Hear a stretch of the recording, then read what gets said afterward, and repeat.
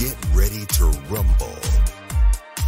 Schilling Show Unleashed on the Seven Thunders Media Network. Former city councilor, husband, father, and community watchdog. Your host, Rob Schilling.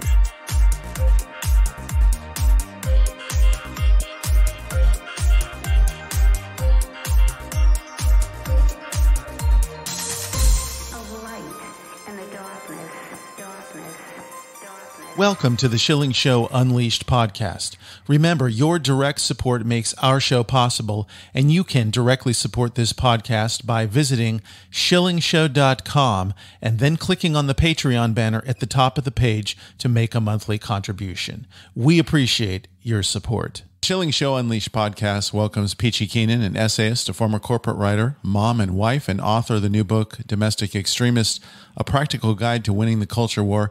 Peachy Keenan, thank you for joining us today on the Schilling Show Unleashed Podcast. Oh, hey, great to be here. Thanks. I want to start off with this because this is a term that we've heard a lot, the culture war, and yet a lot of people may be a little unclear about what that is. So let's start there. Yeah, well, the culture war sort of has there's sort of like two sides to this that people talk about. Like one, people talk about culture in terms of entertainment, movies and pop culture and social media and all that stuff. And that's all great to talk about. My book focuses a little bit on that, but it's really more about American culture in terms of society, in terms of where we are socially, in terms of where we are with how we relate to our families and each other and our government and how this all works. So that's what I mean by culture war. You know, people talk about culture war issues like, you know, abortion and marriage and all of that stuff. So that is sort of my focus with the book. Were we always in a culture war in this country, or is there some place you can put your finger on as to when this really became a serious battle? I guess that there sort of has always been like, you know, right and left kind of duking it out, at least in the modern era, probably starting, you know, around the 60s for certainly. I was actually trying to think the other day, when did like, you know, the sort of like wokeness really start? But I remember being in college in the 90s. I don't want to date myself too much. And, you know, there was the whole era of political correctness. So I think a lot of the kind of like critical theories, critical race theory, critical gender theory, all that stuff had kind of seeped out of the universities starting in the 70s and the 80s. We were oblivious as this kind of was growing in the background. And then by the 90s, it definitely hit college campuses. And I remember speech codes and people getting really mad about certain words that were potentially racist or, you know, had overtones of all of that. And so that seems to be when it sort of started. But it hasn't hit, you know, really it was the pandemic that seemed to just put everything into super overdrive. And now it feels like a tsunami has hit us, right? Yeah, it certainly does. And that's the frightening part, because during those times you referenced in the 90s and even into the 2000s, I mean, it was tolerable, but the left has been on fire and the totalitarian instincts have been rising, like you say, since the pandemic, or rather the response to the pandemic and the shutdowns, which empowered people to really try to take control over all of our lives. It's bothered me a lot. I think you hit it well. Yeah, and it definitely feels like they're not letting up. You know, they found a loophole to exploit, and they have their pedal all the way to the metal, and they're just pressing this thing as hard as they can, as fast as they can, and kind of speed running the Bolshevik revolution as fast as they can. And it's coming at you from every angle. You know, it's coming in your front door. It's coming at you from at work. It's coming when you turn on any kind of screen, your phone, the news, in every direction. It feels inescapable at this point. You know, sometimes I feel like, am I trapped in this? It's just because I live in LA. But I have friends who have moved to Texas and moved to Nashville. And as you know, in Nashville, they're having their own sort of form of color revolution right now. This thing is happening in Nebraska. We see the state houses in Nebraska and Kansas and Montana, you know, transgender activists throwing things around, wreaking havoc. It definitely feels like inescapable. And that's one of the reasons I wrote this book. You know, Domestic Extremist, you know, the title is obviously ironic. You know, we're not the extremists, right? They are the people who are the extremists, who are saying that 3-year-olds can change their gender and so forth. Like that feels so extreme to me. And we're just sort of sitting here and still normal, like the rug got pulled out from under us. Like, wait, what just happened? We've really lost the messaging battle, and I love that you brought up the term extremist, and particularly in the title of the book. But for example, as I'm looking at political ads from Democrats, they're now using the term extremist on abortion regarding Republicans and the position of being concerned for life for preborn, and yet we are being termed as the extremists, and the media is playing right along. Yeah, I mean, we had Merrick Garland calling parents who stood up to school boards literally domestic terrorists. And we're the extreme right. You're on the extreme far right. Well, if they went all the way to the edge of the left, then yes, we are off left here on the, quote, extreme right. But we didn't move. None of us have adopted any kind of crazy ideas. These are the ideas that, the joke is that within recent memory, within our lifetimes, all of the ideas that you and I have were considered completely normal, uncontroversial, totally mainstream. A man and woman are, mother and father in the home is best for raising a baby. You should try to stay, nurse and stay with your baby for as long as you can. Everyone knew these are things that were good. They're objectively good. No one had any problem with these things. There was two genders. Rampant promiscuity in young people is probably not the best way to live their lives. Like these are not like crazy, insane ideas. And so what I just did with the title is I just took that kind of slur against us and I flipped it on his head. It's like, well, what makes us domestic extremists is we're just extremely domestic. That's it. And it's a great turn of the phrase and really puts it right back where it belongs. Before we get into some of the issues in the book specifically, because you cover a number of really important areas, I want to talk about your own journey because you didn't start out this way. In fact, you had a pretty significant life transformation. Would you tell us about it? Yeah, sure. I mean, I like to joke that like domestic extremists are made and not born. Yeah. I didn't grow up in any kind of like household that was sort of guiding me towards this. I grew up in Southern California as my parents were secular atheists. I was basically a liberal feminist, pro-choice, militant, like pro-abortion through high school and college and my 20s. And I believed all the messaging that like, don't settle down. Like your 20s are for having fun. And like the main thing was to avoid pregnancy and avoid, marriage. Like, why would you want to do that? That's for old people. I just totally bought into all that. And so did all my friends. I like to say that I escaped feminism by the skin of my teeth. Because by the time I got married, kind of the end of my 20s, beginning of my 30s, and started having a family and realized, okay, wow, this is great. I love this. Look at this, a baby. I had no idea. Look how great this baby is. Yeah. No one had like kind of told me that. Like my mother had probably tried to tell me, but I had no contact with babies. I had no little kids in my life at all. I wanted to avoid anything to do with little kids. And then by the time I realized, I love this. This is what I want to do. We barely had enough time squeeze out, so to speak, the size family that I wanted. And I did get fairly, largish family for, definitely for Southern California. Yeah. And it was sort of a miracle that it happened to me like that. How I look back and I'm like, wow, I so easily could have missed the boat. So easily. I just thank God that I kind of had this sort of revelation. What part did faith play in this transformation of yours? So interesting because I didn't actually convert to Catholicism, and I'm a convert from really secular nothingness. Yeah. I didn't convert until I already had several children. I was already married. Really, it was thanks to my husband who sort of led me down that path. Because once we first got married, we got married with a judge in a backyard. We were not religious or anything. Mm-hmm. And then after our very first pregnancy ended in a miscarriage at 3 months. Wow. And we were completely unprepared. It was so devastating because, we were in the office waiting for the 3-month checkup, looking at the, ultrasound, and like there was no heartbeat. And it was just this devastating moment. We had no preparation at all. We were completely blindsided and totally traumatized. And a few days later, my husband was like, honey, I'm sorry, but I have to like become Catholic. I don't know how else to deal with this. And I was kind of like, well, okay, like whatever, I'm not going to say no, but good luck. I was very kind of That kind of freaked me out, but I was not going to not let him do that, of course.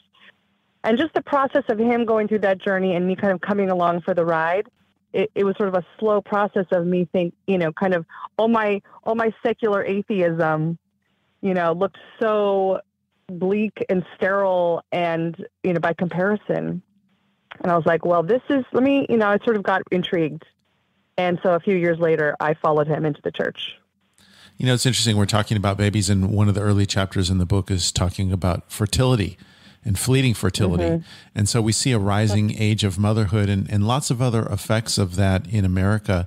So how has fertility changed over time, and what have been the kind of driving forces behind the changes? The main thing is just careerism, telling young women that the main value they provide to society and the main path to happiness is through work. A family is secondary, and, you can do your family later. And that's why we have all this new reproductive technology coming in to kind of fill in the gaps. One of the things I was learning about while I wrote the book was about the egg freezing industry and egg donation industry. And so a lot of these HR companies now, HR departments at large companies include free egg freezing as part of your benefits package.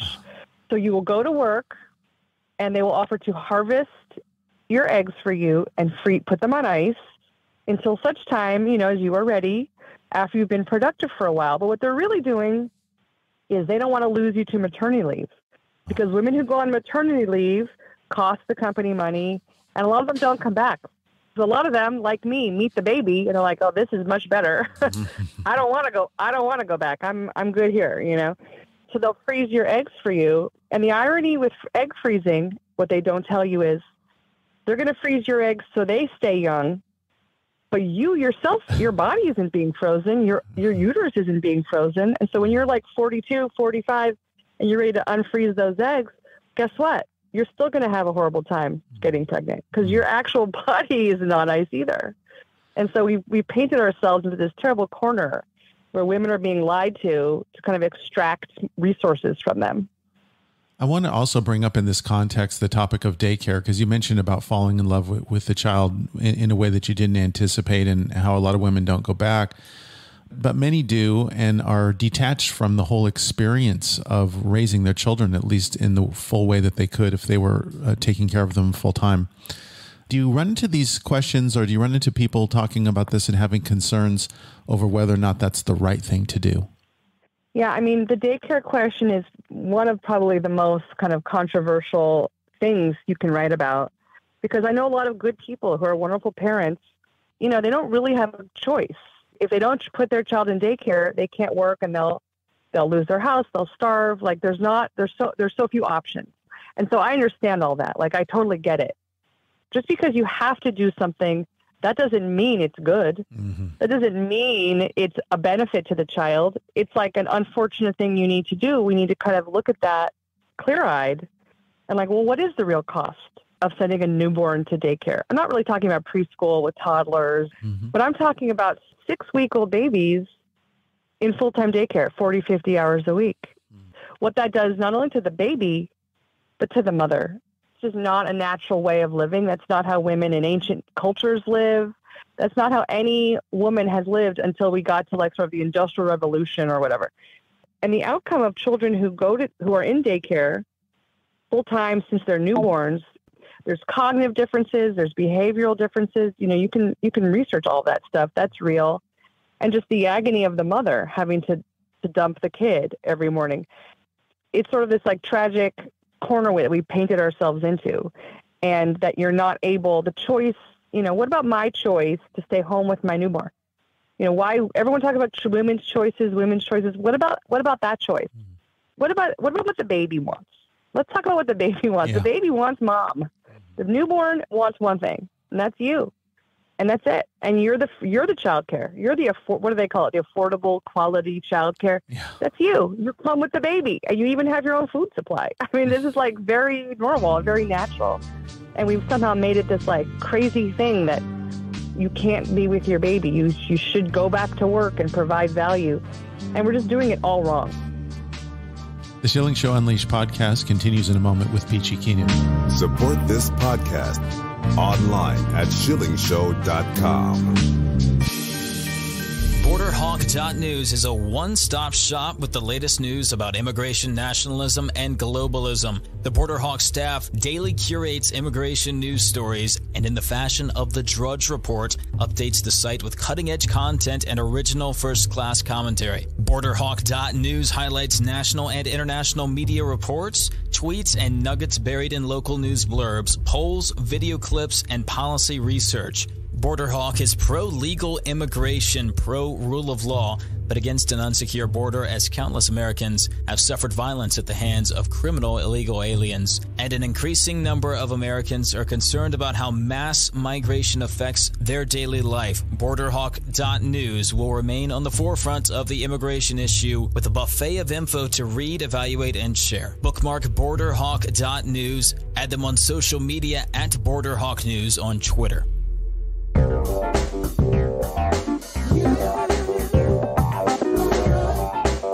Get your fix online at shillingshow.com. Peachy Keenan is our guest. The new book is Domestic Extremist, A Practical Guide to Winning the Culture War, here on the Schilling Show Unleashed podcast.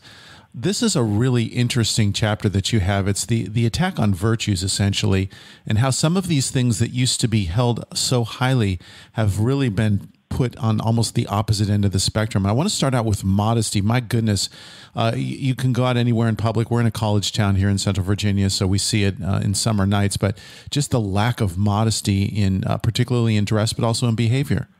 That's right. Modesty, right. It's not just dress. It's also kind of modesty in behavior, kind of moderation. Mm-hmm. I just saw there was a hilarious story a couple of days ago in the news about young women are now being forced to wear these things they were calling like privacy covers over their skimpy tops out in public so that people wouldn't stare at them.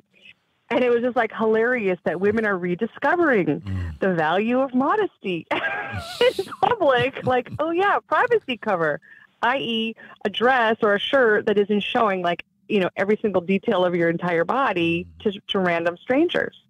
And it's just hilarious how they're discovering these things that we've all known for many millennia, that women in public, I mean, everyone in public, you know, there's sort of decorum that you should use for good reason. You know, I tell my daughter, like, she'll be like, what about this shirt? What about this shirt? I have to kind of police her, you know, well, actually, no, we're not going to have the shirt this short, the shorts that short, and this kind of bathing suit and that kind of bathing suit. And she totally gets it. But it's hard to find clothing that covers their skin. I mean, we were at the mall looking for some dress for it was like a church event. Yeah. And all the dresses had cutout backs. They're very short, midriff showing. I mean, they came with everything except for birth control. Do you know what I mean? I was like, I just want a regular dress, just a regular old dress. Yeah. And it's hard to find those things. I mean, and you know, we're coming on summer. It's bathing suit season, and I actually have a chapter in the book or a section in the book about, you know, what happened to the bottoms of women's bathing suits? Like, when did those vanish? I missed that trend. Like, what is that look? I'm not down with that. So as you talk about modesty with a young woman like your daughter or anybody else, how do you frame it? In other words, it may not be immediately obvious, and when you say no, you have to say no for a reason. So how do you make that argument? Young girls, they're trying to look pretty. They're trying to look cute. You know, they're trying to look attractive, maybe to cute boys, and they're trying to look cool. Okay, so I understand all that. I was a young woman, and I wanted to look just that same way also. And I tried to explain to them or to her, I have more than one daughter, that beauty and looking pretty and looking attractive is modest dressing. That is more attractive. That does make you look more alluring, more, you know, cuter and classier. And that girls who have everything hanging out, those are when the boys look at them, they're not thinking, oh, what a cute girl, you know, no, they're thinking about something else that is nothing to do with who you are or, you know, what grade of a wife you would be. They're thinking about things that you probably don't want them thinking about. Yeah. And the people looking at you aren't just going to be cute boys. They're going to be like creeps. that you do not want paying attention to you. And so modest dressing is about looking fabulous, but with a little class, a little dignity, and glorifying God at the end of the day. Modesty is probably rare. The word's not heard too often, but the other word, or one of the others that you focus on, is chastity, which that word has basically been eradicated from the English language. I haven't heard it in years. And so let's talk about the importance of chastity. Yeah, that is another one that, like, you will be arrested. If you try to talk about that, you'll be stoned to death. Yeah. For even breathing those words. How could you? Yeah. But I do talk about it because these are sort of timeless, eternal things, and not just for women, for men and boys also. That worked for a long time. And now I'm not advocating, chastity belts or anything like that. And we're never going to get all the toothpaste back in the tube in terms of chastity, right? You're never going to win the argument of, like, no one should ever be having premarital sex until they're married. Like, you can say that all you want. A lot of people are going to, roll their eyes or whatever. Mm-hmm. But I'm sorry to tell you that if you're raising teenagers, you absolutely do want to be giving them that message, because the alternative is so ugly. Like, I never understand, like, parents with teenagers who supply them with birth control pills or with condoms and teach them about safe sex. I have to, it's stunning to me. Are you saying that you approve of your son sexually exploiting a young girl, a girl younger than him, for sex? Is that really what you want your son to be doing? Using a younger child for sex? Like, in their head, it's going to be some beautiful teenage romance, just passionate love, like what they used to fantasize about getting. But no, in reality, it's going to be about a boy using a girl, hurting her.